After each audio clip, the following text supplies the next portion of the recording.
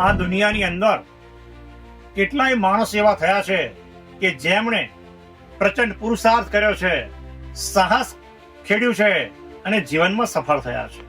પણ એવું કહેવાય છે જે માણસ જિંદગીમાં પહેલું પગલું ભરે છે તે જ ઇતિહાસ રચે છે.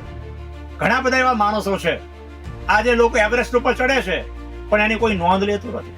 પણ એવરેસ્ટ ઉપર જેમણે પ્રથમ શરૂઆત કરી, હિલેરીએ શરૂઆત કરી અને નોર્ગોએ શરૂઆત કરી, એ બધાને આજે લોકો યાદ કરી રહ્યા છે, કારણ કે શરૂઆત એમણે કરી હતી.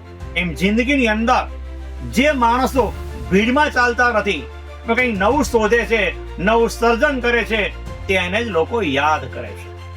સ્વામિનારાયણ સંપ્રદાયની વાત કરીએ તો સ્વામિનારાયણ સંપ્રદાયની અંદર આજથી 85 વર્ષ પહેલા કોઈ વિદેશ પણ ગયું ન હતું.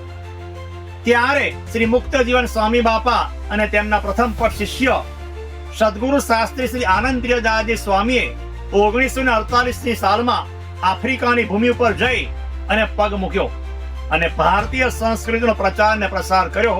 તો આજે આ બે મહાપુરુષોને સમગ્ર સ્વામિનારાયણ સંપ્રદાય આજે યાદ કરે છે. કેમ કે એમણે વિદેશ જવાની દિશા આપી. આજે સ્વામિનારાયણ સંપ્રદાયના અનેક સંતો વિદેશની ભૂમિ પર જાય છે, મંદિરો બનાવે છે, અનેક લોકો સત્સંગી થયા છે, પણ આ બધાનો પ્રારંભ કોણે કર્યો? એની બલિહારી છે. તો મુક્ત જીવન સ્વામી બાપાએ અને આનંદ પ્રિયદાસજી સ્વામીની બલિહારી છે કે એમણે આજે માર્ગ ચીંધ્યો તો વિશ્વમાં આટલા મંદિરો સ્થપાયા છે. આજે ફાગણ સુદ 30 આવી રહી છે નજીકમાં.